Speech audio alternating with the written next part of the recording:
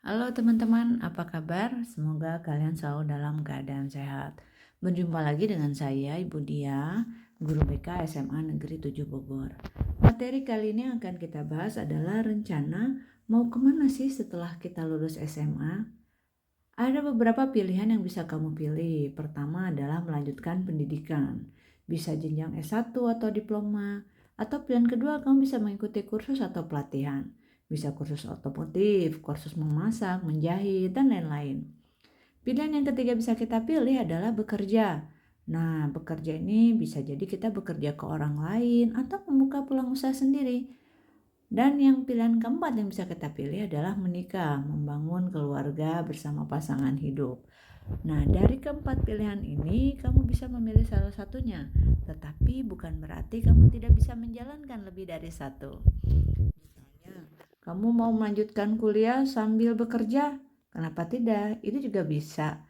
Atau kuliah lanjut di tengah perjalanan kamu harus menikah, itu juga tidak masalah.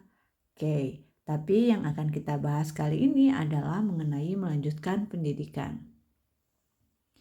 Melanjutkan pendidikan untuk lanjutan SMA, untuk lulusan SMA adalah strata 1 atau sarjana. Kedua adalah diploma.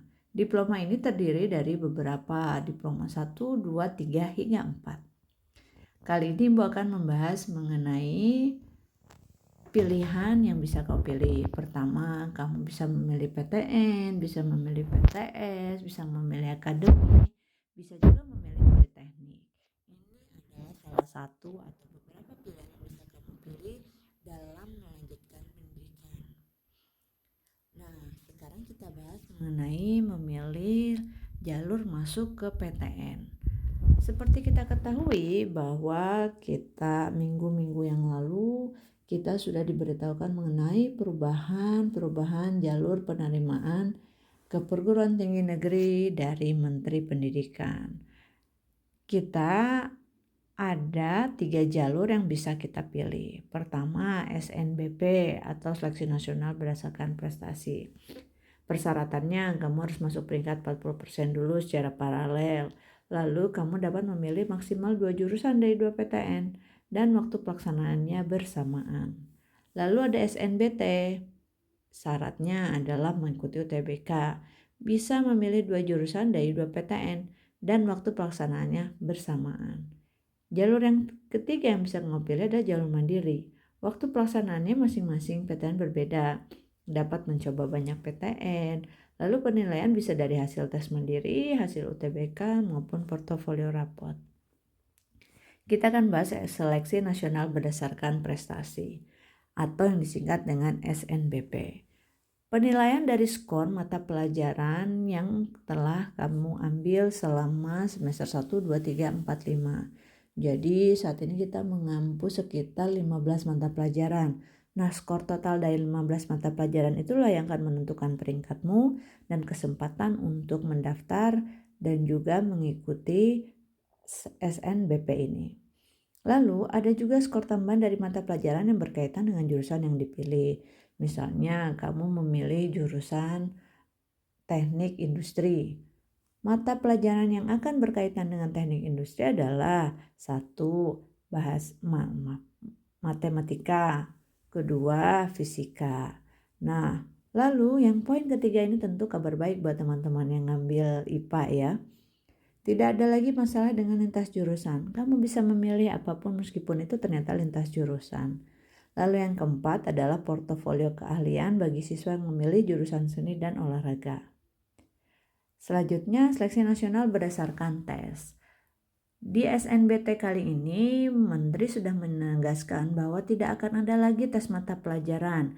Kalau kamu anak IPA, berarti sudah tidak ada lagi tes mata pelajaran fisika, kimia, biologi, ataupun matematika wajib gitu ya, atau matematika IPA.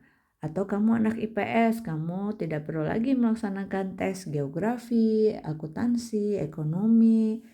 Itu tidak diadakan lagi tesnya di SNBT.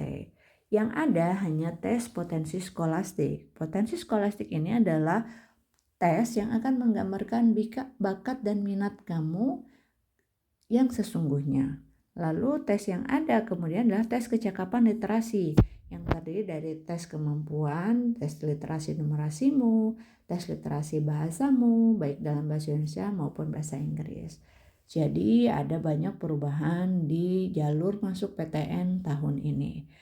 Apapun itu yang terjadi, kamu harus sudah bisa menentukan apa yang akan kamu pilih. Nah, selanjutnya adalah seleksi mandiri. Seleksi mandiri ini diselenggarakan oleh masing-masing PTN secara mandiri. Tentu waktunya tidak akan bersamaan ya. Kedua, tidak ada subsidi dalam segi pembiayaan. Maksudnya, yang biasa kita tahu jika jalur mandiri ini biasanya pembiayaannya lebih mahal karena diarahkan agar bisa mensubsidi jalur lain bagi teman-teman yang kurang mampu. Tapi kali ini tidak, karena pemerintah menegaskan bahwa subsidi atau siswa yang berprestasi tapi secara finansial tidak mampu akan disupport melalui jalur-jalur yang sudah disiapkan.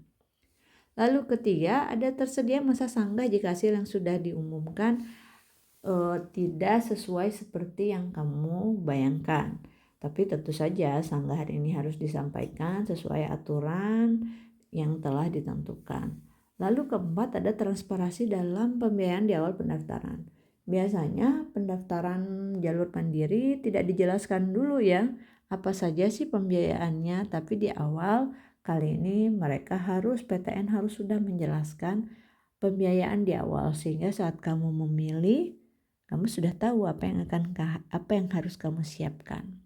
Nah, teman-teman, itu tadi sekilas mengenai 3 jalur yang bisa kamu lalui atau kamu pilih dalam rencana kamu menggapai impian di perguruan tinggi negeri. Jadi, tentukan pilihanmu dan persiapkan dari sekarang.